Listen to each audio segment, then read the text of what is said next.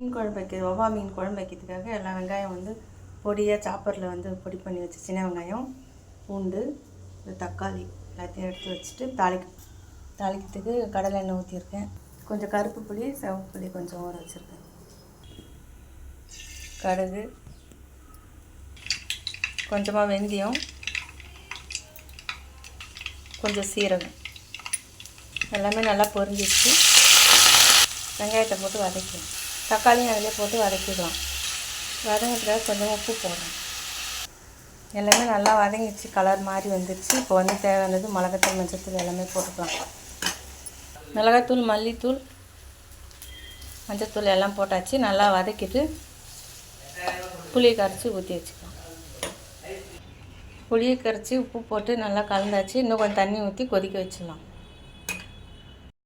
தேவையான அளவுக்கு தண்ணி ஊற்றியாச்சு. நல்லா மூடி போட்டு கொதிக்க விட்டுடலாம். மீன் குழம்பு சூப்பராக ரெடி ஆகிடுச்சு.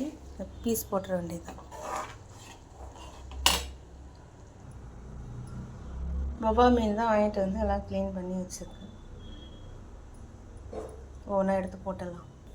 பீஸ் எல்லாம் போட்டாச்சு. மூடி வச்சுட்டு கொஞ்ச நேரம் ஒரு கொதி வந்தோடனே இறக்கி எடுத்துடலாம். ஸ்லோ பண்ணி வச்சிடணும். லைட்டாக அப்படியே கிளறி விட்டு இறக்கிடலாம். அதிகமாக கலர்னா உடஞ்சிடும். சூப்பராக ரெடி ஆகிடுச்சு.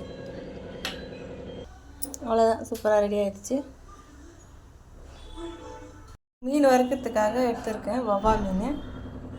இதில் வந்து உப்பு போட்டிருக்கேன், தனி மிளகாத்தூள், இஞ்சி போட்டிருக்கேன். இப்போதைக்கு கார்ன்ஃப்ளவர், ஒரு முட்டை உடச்சி ஊற்றலாம், ஊற்றாமையும் ஊற்றலாம். முட்டை போட்டிருக்கேன். எல்லாத்தையும் நல்லா கரைச்சிட்டு ஒரு மீனாக எடுத்து போட்டு கலரி வச்சிடலாம். நல்லா ஊற வச்சுட்டு வறுத்துக்கலாம். ஊறிடுச்சு மீன். கொஞ்சமாக லாஸ்ட்டில் வந்து கொஞ்சம் லெமன் போட்டு கலரி வச்சேன். ஊறிடுச்சு. இப்போ வறுத்துக்கலாம். கடலை எண்ணெய் ஊற்றிருக்கேன், காஞ்சிட்ருக்கு.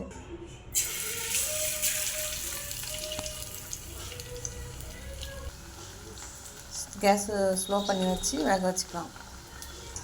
நல்லா 2 பக்கம் திருப்பி போட்டாச்சு. நல்லா மொறுன்னு வந்துட்டுருக்கு. ஃபைனல் ஸ்டேஜ் வந்துச்சு. எடுத்துடலாம். வறுத்து முடிச்சாச்சு. சூப்பராக இருக்கும் மீன். இன்னும் இருக்குது வறுக்காமல். வறுத்து முடிச்சாச்சு. மீன் குழம்பு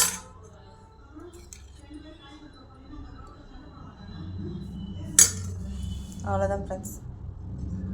எல்லாம் முடிஞ்சிச்சு. மீன் குழம்பெல்லாம் ரெடி ஆகிடுச்சு. இது இப்போ மதியத்துக்கு சாதத்துக்கு சாப்பிட்டு நைட்டுக்கு தோசைக்கு இட்லி ஊற்றி சாப்பிட்டாலும் சூப்பராக இருக்கும். இது நாளைக்கு வச்சு சாப்பிடும்போது இன்னும் ரொம்ப நல்லாயிருக்கும். Thank you friends. சண்டே ஸ்பெஷல் அவ்வளோதான். மீன் வறுவல், மீன் குழம்பு. தேங்க்யூ.